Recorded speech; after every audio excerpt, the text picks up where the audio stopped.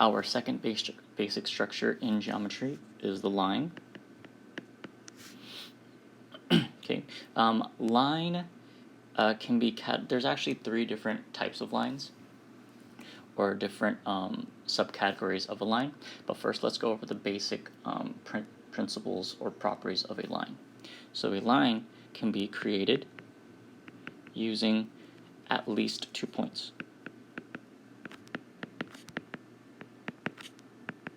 So you need a start and a finish, at least, to make a line. Okay. So if I have 2 points, say A and B, if I connect those 2 points, you can make a line.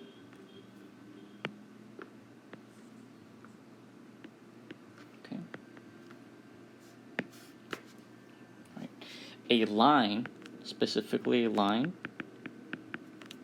never ends. So you can see that we put arrows at the end of my my diagram because I'm showing that it'll continue on forever. Okay. Now, another category of a line is a line segment. So if I ever mention a segment, it will actually end because a segment has 2 endpoints. Okay. How that would look would be, again, 2 points, start and a finish. We can call this C and D. And if I connect them without putting arrows, that would be a line segment. Okay. Our third category for lines is a ray. Now a ray has 1 endpoint.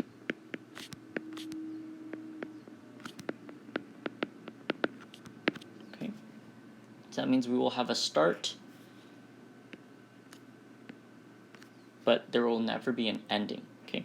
Since it's a line, we still need at least 2 points. So I can say E and F, and we must choose one to start off with. So let's say we started off with E, and we can continue through the point F to make our ray. Okay. Now, when we are naming these, it's all about the notation. So the way we write it down will let us know if we're talking about a line, a segment, or a ray.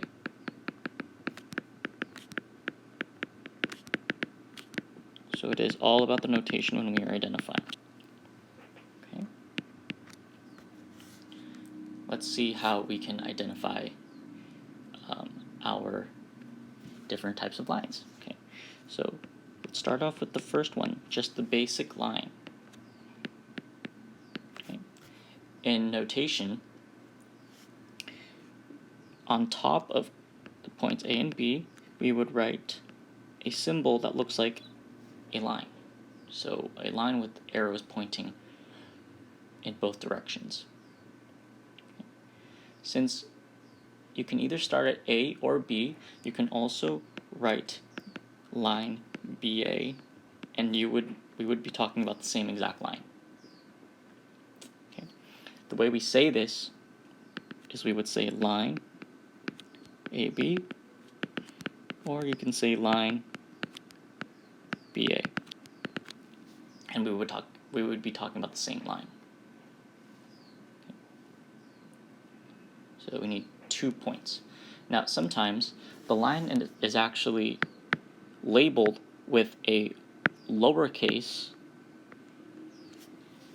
symbol, lowercase letter. Now this lowercase letter is not a point. It is labeling the line itself.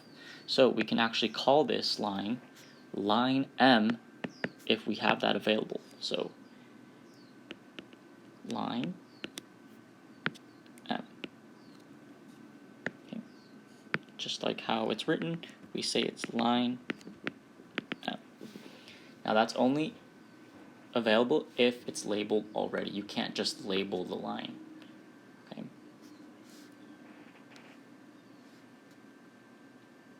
So little side notes here. When naming a line, you're going to need to name using 2 points.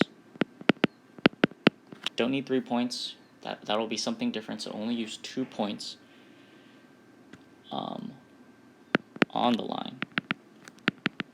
2 points must be on the line. Okay. Another way, just like we showed, we can actually name using a lowercase letter if it's available.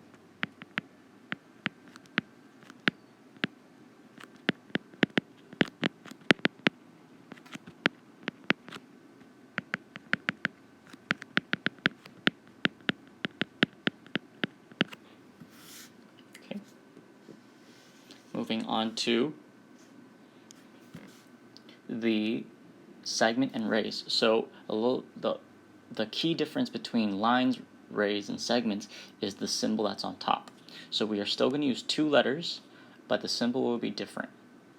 Okay. So for our segment that was in the beginning, we used CD, so we will also use CD, but instead of putting a line symbol on top, we're just going to put a segment symbol, which is just a line without the arrows. Okay. You may also put DC, because there doesn't really matter which one you're starting from. Okay. And you would say segment CD, or you can say segment DC. Okay. You must use the endpoints of the segments in the name.